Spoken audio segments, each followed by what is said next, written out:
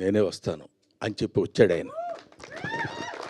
మనం పెద్దవాళ్ళ దగ్గర నుంచి నేర్చుకోవాల్సినటువంటి విషయాలు చాలా ఉన్నాయంటానికి అందులో ఒక విషయం అది రీసెంట్గా నేర్చుకున్నాను. కాబట్టి తమ్ముడు సినిమా కంటే హాస్యనటుడి సినిమా సక్సెస్ కావాలనే కోరికతోటి నేను ఇక్కడికి వచ్చాను. ఇందులో పిలుపులు, బొట్టు పెట్టి పిలవటాలు అలాంటివన్నీ అది ఫార్మాలిటీస్, కానీ అవి స్నేహితుల మధ్య జరిగాయి, ఆత్మీయుల మధ్య జరగవు. ఆత్మతో కనెక్ట్ అయ్యి సోల్మేట్స్ ఉంటారు చూడండి, వాళ్ళతో ఉండదు. ముఖ్యంగా ఈ నెల రోజుల నుంచి, ఒక 15-20 రోజుల నుంచి ఇతను ఎంత శ్రమ పడుతున్నాడో, ఎంత కష్టపడుతున్నాడో. ఆల్మోస్ట్ ఒక మాటలో చెప్పాలంటే అతను కొంచెం బాధపడ్డా సరే ఏకాకిగా తిరిగాడు.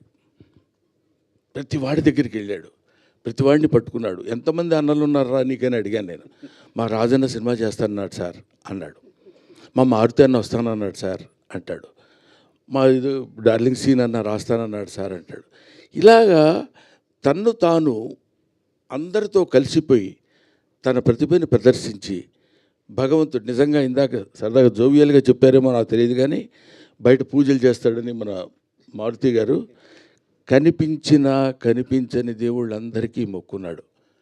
ఎందుకంటే ఈ సినిమా సక్సెస్ అయ్యి నన్ను ఆశీర్వదిస్తే సినిమాని నమ్ముకొని వచ్చినందుకు నేను హాయిగా 4 మెతుకులు తిని బతుకుతానన్నా, అందుకని అడుగుతున్నానన్న.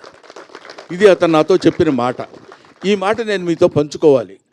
అందుకోసమని నేను ప్రత్యేకంగా ఈ సినిమాతో నాకు సంబంధం లేదు, ప్రొడ్యూసర్తో సంబంధం లేదు, డైరెక్టర్తో సంబంధం లేదు, డబ్బులు ఇవ్వలేదు.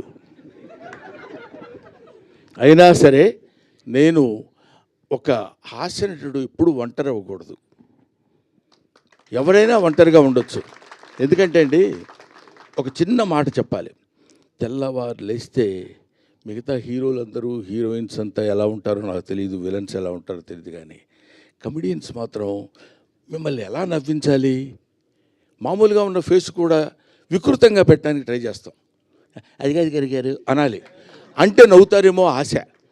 అలాంటి అనేక రకాలైన ఎక్స్ప్రెషన్స్ పెట్టి మిమ్మల్ని నవ్వించి మీ ఆశీస్సులు పొంది 10 కాలాల పాటు బతుకు తెరువు సాగించాలనుకునే నటుల్లో హాస్యనటుడు ఒకడు.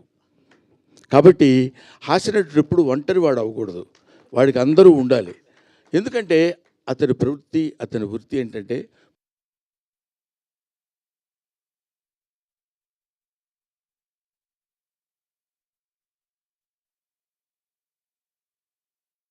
మనల్ని నవ్వించడం. అటువంటి పవిత్రమైన పనులు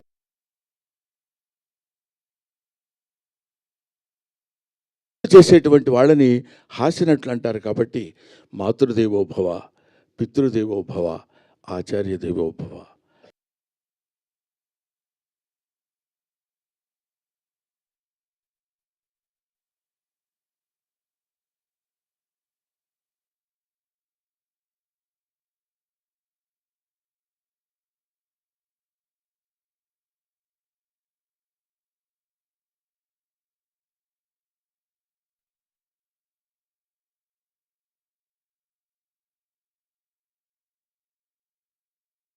హాస్యనట దేవోభవ. Thank you very much. నాకు ఈ అవకాశాన్ని కల్పించిన మిత్రులందరికీ నా హృదయపూర్వక నమస్కారాలు తెలియజేసుకుంటూ, ముఖ్యంగా ఇందాక ఆయన పొడుగ్గా ఉన్నారని పేరేంటి, ఎస్కే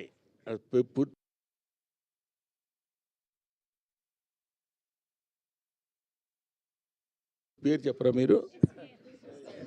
ఏమండి అయ్యా?